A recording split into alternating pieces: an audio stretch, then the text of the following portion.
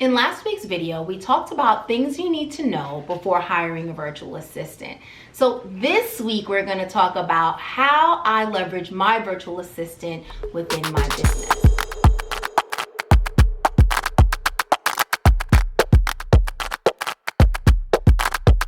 Add it up. My name is Nicole, founder of the FTLOP Inc., and you are tuned into our Biz Bytes Series, where we'll be offering you just a bite of content that will help improve the day-to-day operations within your business. In last week's video, we talked about how you can leverage a virtual assistant within your business.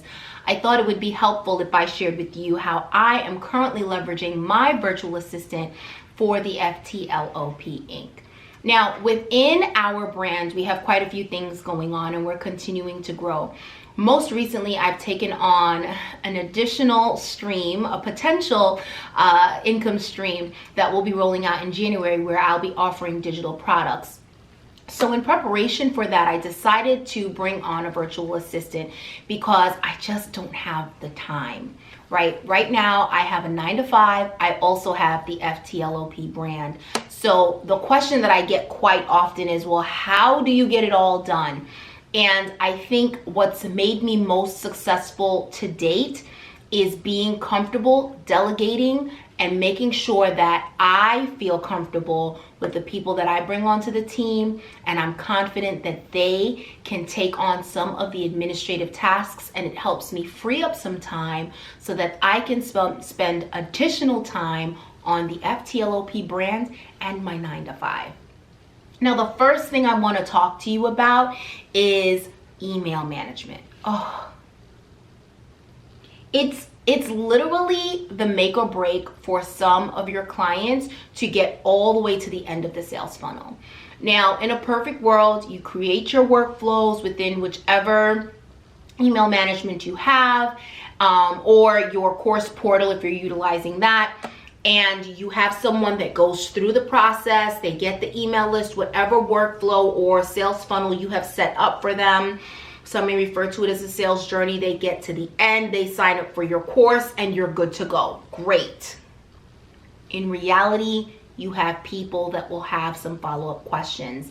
And the reality is, in a perfect world, you'd be able to answer all of those questions as they're coming in, like a pepper approach. As soon as they hit send, you type it up, you're ready to go, they get it, they have another question, you hit them with an answer, and everything is just flowing so seamlessly. But the reality is, that is not what it really looks like, because in the real world, I have a 9-to-5 where I may have 5 to 6 meetings in one day.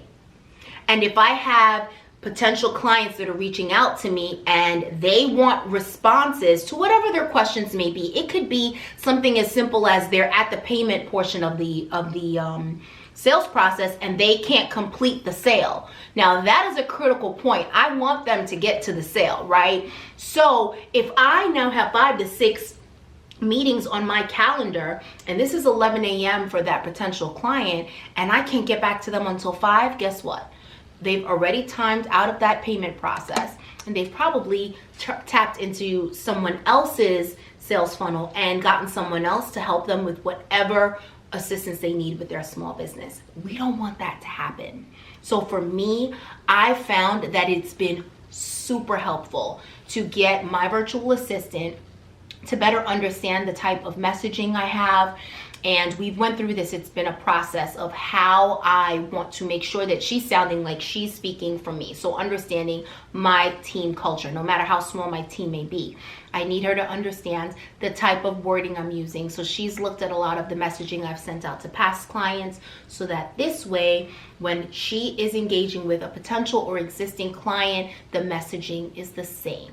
Customer service is number one for me, and regardless of the business you have, whether it is that you are rolling out services or you are rolling out physical products, you have to make sure that you are offering top customer service. And a great way to do that is to bring in a virtual assistant that can assist you with responsiveness on your emails, because that will help you get that much closer to increasing your clients for your business.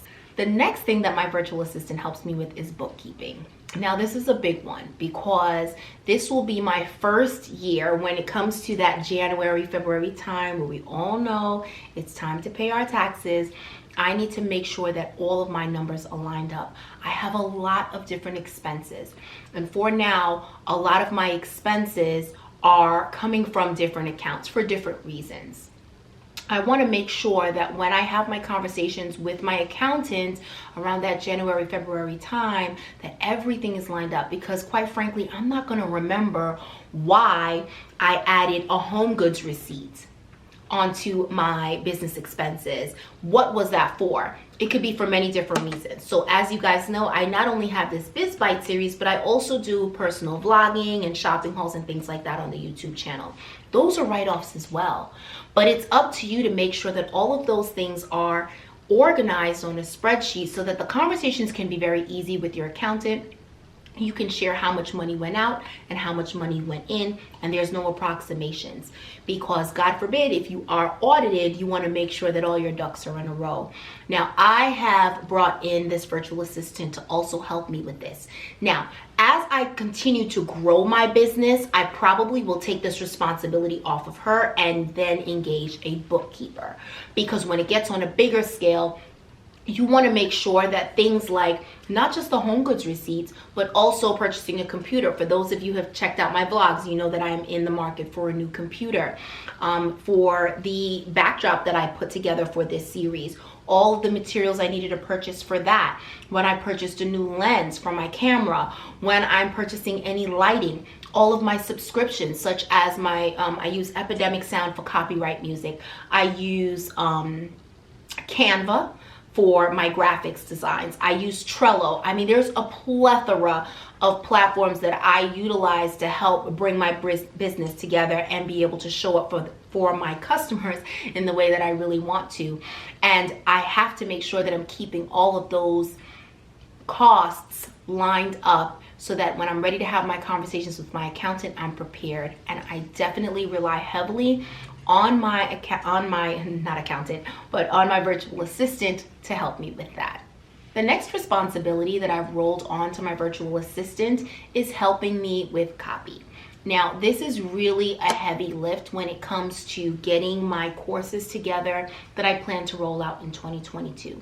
I have quite a few plans for 2022. Even for my live webinars, I want to make sure that I have some sort of workbook to go along with these live webinars.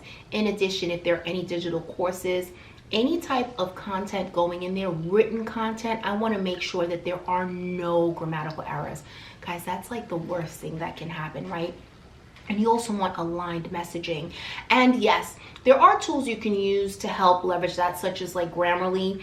But if you're trying to make sure that you have the same tone and the same messaging going across all courses, that's something that Grammarly cannot help you with.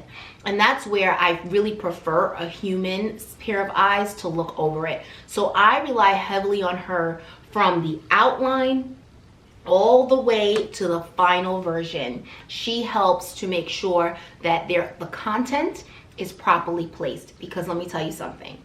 If you plan to offer courses at a premium price, right, you have to make sure that you're showing up on a premium level. The worst thing is for them to see grammatical errors left and right, them being your client, to see grammatical errors left and right on your workbooks, or within the written content of your courses, because you didn't take the time to have another pair of eyes look at it, not your own. Because as you know, we typically read what we want to say, not what we actually captured onto paper. So this is something I definitely have relied heavily on her for, as well as posts. When it comes to any of my social media platforms, I kind of just let her dip her feet in the water with my copy on my social media platforms. But as we get closer and closer to the rollout of these courses, I'm going to be relying on her heavily for that, because that will then free up some time for me to start focusing more on getting the rest of the content finalized in preparation for our January rollout. Now, as my business continues to grow, I'm definitely going to roll on more responsibilities to my virtual assistant. And then as my team grows, some of the responsibilities she's currently holding will then roll on to other members of my team. But for now, it's a pretty good start. Things are going really well. She's a really great fit for the team. She's aligned to the culture very quickly. She understands exactly what I'm looking for. She understands the messaging and how I want to show up to both potential and existing clients. She also has amazing ideas, and that's another thing.